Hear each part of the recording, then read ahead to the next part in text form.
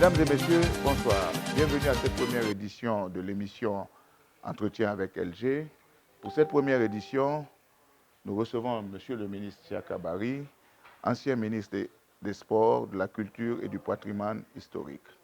Avec Monsieur Siaka Bari, j'aurai un entretien qui va durer entre 1 heure et 1 heure 15. Mais avant d'introduire Monsieur Siaka Bari, permettez-moi de vous dire un peu ce que c'est que le concept émission avec LG en quelques minutes. Émission avec LG est une idée portée par moi-même, votre serviteur, produite et réalisée par DSP Group, et elle se veut être une émission à la fois dynamique et ludique, structurée en 4 séquences. La première séquence, c'est séquences distinctes les unes des autres. La première séquence consistera à bien connaître notre invité ici présent.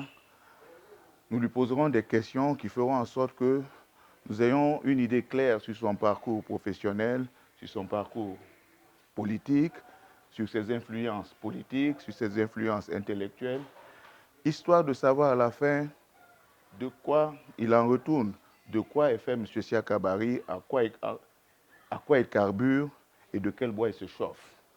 La seconde séquence va consister à sélectionner quelques faits marquants de notre actualité.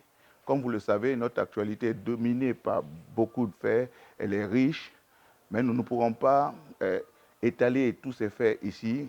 Nous essaierons de choisir 3 ou 4 faits sur lesquels notre invité va se prononcer. La troisième séquence, qui est intitulée « Le quart d'heure sans passion », va consister à mettre en face de notre invité un contradicteur de haut niveau. Ce contradicteur va bien évidemment apporter de la contradiction sur des paroles que le ministre aurait prononcées, sur des actes qu'il aurait posés et même sur des positions qu'il aurait prises. Et ce quart d'heure sans passion, nous souhaitons qu'il soit de haut niveau pour le plaisir des membres du DSP Group qui nous suivent.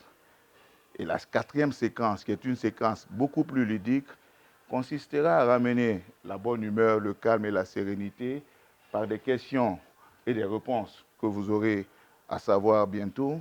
Et ces questions et ces réponses vont faire en sorte que nous partions d'ici dans le calme, la sérénité, la main dans la main, le sourire, même si nous n'avons pas les mêmes convictions. D'ores et déjà, je vais introduire M. Siaka Bari. Bonsoir, M. le ministre. Bonsoir, Lucien. Bienvenue dans cette émission. Nous vous remercions du fond du cœur d'avoir dit oui à notre invitation. En le faisant, vous avez fait preuve de courage, je vous l'expliquais tout à l'heure, mais vous avez fait preuve surtout de sympathie et d'amitié à mon égard sur le plan personnel, à l'égard de DSP Group, qui est constitué des membres que vous connaissez. Pour entrer dans le vif du sujet, comme nous l'avons dit, les membres de DSP Group qui vous suivent en ce moment voudraient savoir un peu plus, vous connaître un peu mieux. Que pouvez-vous leur dire à ce sujet? Bon, merci Lucien, merci à toute l'équipe de DSP Group. Merci de m'avoir fait l'insigne honneur de me choisir comme premier invité de cette émission. C'est un honneur aujourd'hui qui me va droit au cœur, mais qui ne me surprend pas venant de vous. Je le disais à Bouna tantôt que DSP c'est ma famille. Je ne peux que répondre à votre sollicitation ou à votre appel chaque fois que l'appel est émis. Siaka Bari, sortir de l'anonymat, c'est aussi grâce en grande partie à DSP. Je suis arrivé sur DSP en 2014.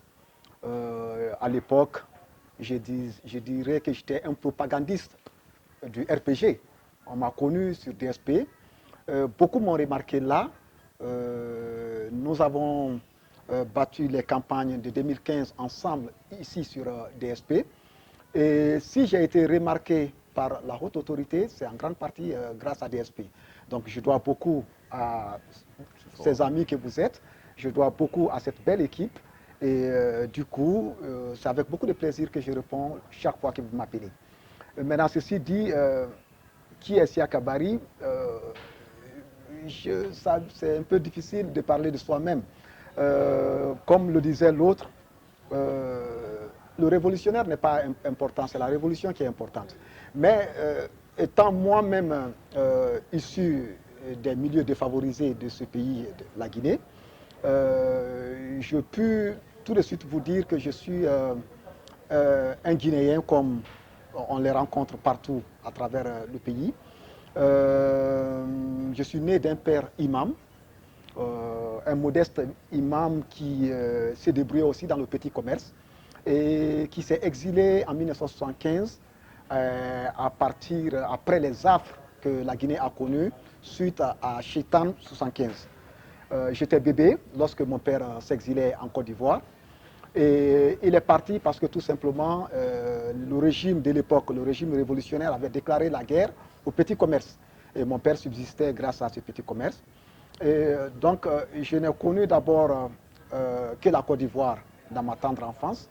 Et nous ne reviendrons en Guinée comme tous les autres exilés qu'à la mort du président Ahmed Sékou Touré.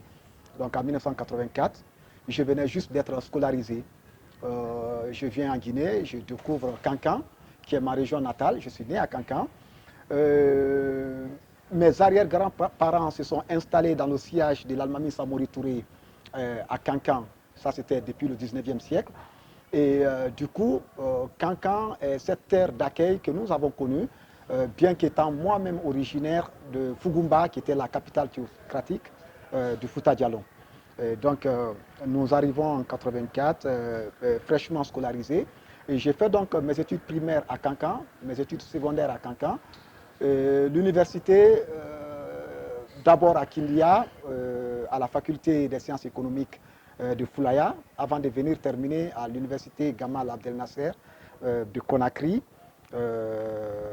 en sciences économiques, avec mention bien sûr. Et ça, c'était en 1998. 1998, je commence à frapper donc à la porte du monde professionnel.